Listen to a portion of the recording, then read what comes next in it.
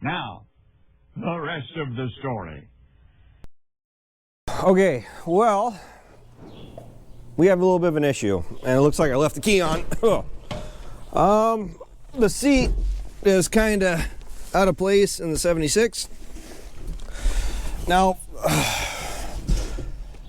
my blower switch for the fans in the 76 hasn't been working properly, as in at all. Well, the resistor that controls the fan speed went bad on me again. I replaced it, I want to say about a year ago. I'm pretty sure I did a video on it. I mean, not entirely sure, but it went bad on me again. And the thing is, it's the end of the day, or it's 4 o'clock, late enough that I don't have the right part. I started tearing this out, and it's amazing how one project turns into, just kind of spirals out of control and turns into several. But I went through and I changed the engine air filter, and I have the air conditioning, the clean air filter for the cab. I gotta replace that yet. But then I went, hey, I didn't realize I had that resistor because they were supposed to order it. So I ended up pulling the seat out, pulling this plate out, and the resistor I have is the wrong resistor. Now I'm gonna give Sloan's, the parts man, the benefit of the doubt, because it may potentially be that it is subbed out, but I'll show it to you really quick here. And I went through and I pulled out these air filters, these two cab recirculating filters, because they are full of dog hair and bees wings from the corn and dust. And normally I can clean them out, but I'm getting to where all the filters are done at least once a year. So these, well, I guess I just made myself a liar, because these ones in the cab are 5/22/17, so they're 2 years old. You can see they're down the bottom here. It's full of dust and dirt and dog hair. It is one of the perils of taking your dogs with you in the tractors, but to be completely honest with you, it's actually kind of nice having the dogs with you, because they do keep you company. They're entertaining. In some instances, they help keep you awake. So over here is, oh man. Well, I'm not going to dig it back out, but we have the other resistor in here already. But this is the old one, and relatively simple.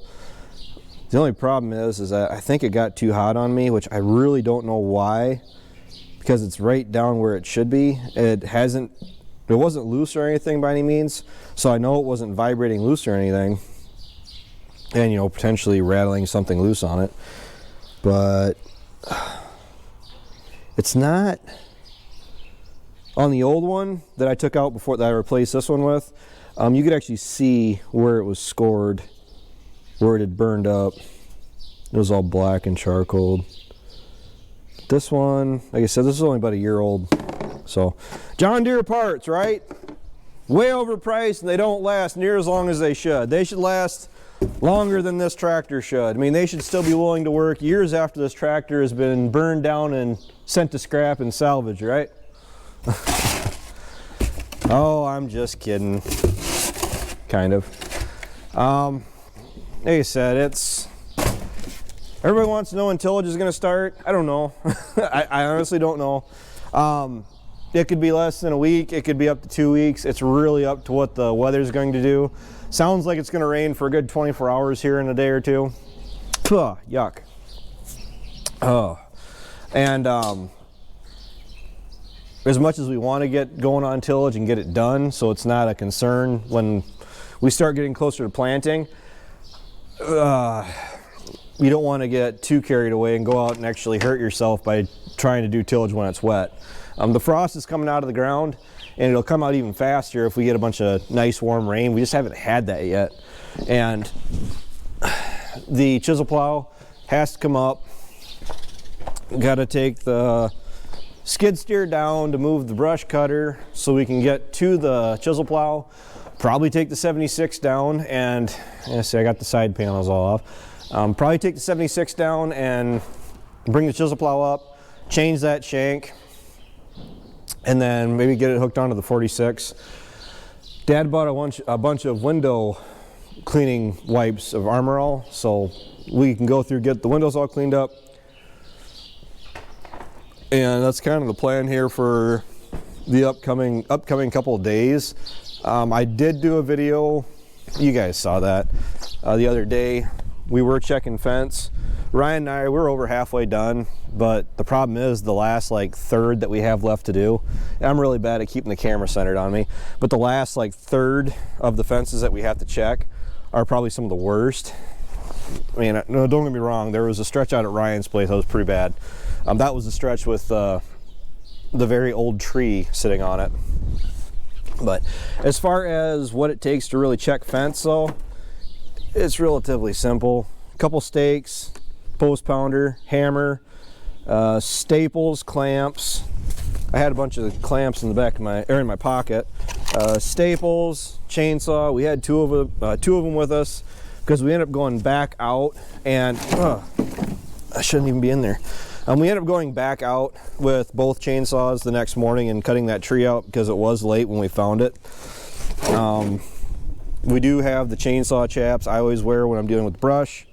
A couple of pairs of fencing pliers, and it never fails when you need them. You can't freaking find them. We only have one pair with us right now. Hey Dad, have you seen the other fencing pliers? Ryan and I tore the farm apart yesterday. We couldn't find them. Hammer, fence stretcher, roll of wire. Typically we go through at least one roll of wire like this every year. At least one. Depends if the weather's really bad. I mean, I don't want to say it out loud because I'm going to jinx myself. But the problem is, if the damage is done, the damage is done. Down at my place, it's got that old war wire where it was produced back when they had the metal shortage. And the wire was really thin, so it's like war wire. Yeah, it's war wire. When was it produced? Like back 2000 World War II, or is that Nam? World War II. And you guys are looking at the ceiling again. But my place has a bunch of that yet. I'd say probably a quarter of the farm does, which it's a double whammy because the brush is bad, the trees along that stretch are bad, plus the fences, it's tired, it's old. I mean, it's almost as old as Dad's, so it's... What? I mean, well, it's not like we're lying. But no. As far as that wire goes, we've had a lot of snow this winter. I mean, we had several days where we were getting 10 inches of snow every 3 days. And the problem is when that drifts and piles up in the snow and the fence lines, and it gets to spring and it starts to melt off, that snow basically turns to ice and it gets hard, and when it starts to melt, it drags the fence right down to the ground with it. And when you're starting to talk about that older wire, all it does is snap it and break it, and it makes for a really long day checking fence. But the goal is that another day and a half, I think we can pretty well be done with it, and at least say we're done checking fence. So, did you get it fixed? Yeah. Wow, miracle. What'd you do to it? Cleaned it out. I dropped this in a 5-gallon pail of gear oil. Completely. That's the one? it. Yeah. Took it apart, flushed it all out with brake clean, and there we go. Really? Can't beat DeWalt. Oh, Snap-on could. I had to quit buying Snap-on because Dad was having a superiority complex because Snap-on kept beating out all of his DeWalt tools. Here's the Snap-on. What about it? We never use it. Well, it's because you never let me. Because it won't work half the time. Well, it's because I got to charge it. What's the point in charging it if you're not gonna? You won't even spare a single outlet to plug my battery charger in. Oh, please. So what do you got there? No clutch for playing. Looks like it's busted. Oh, that was obviously when you were running it. What? I don't have to put up with you. Your brother's much nicer. Yeah, you should hear what he says about you behind your back.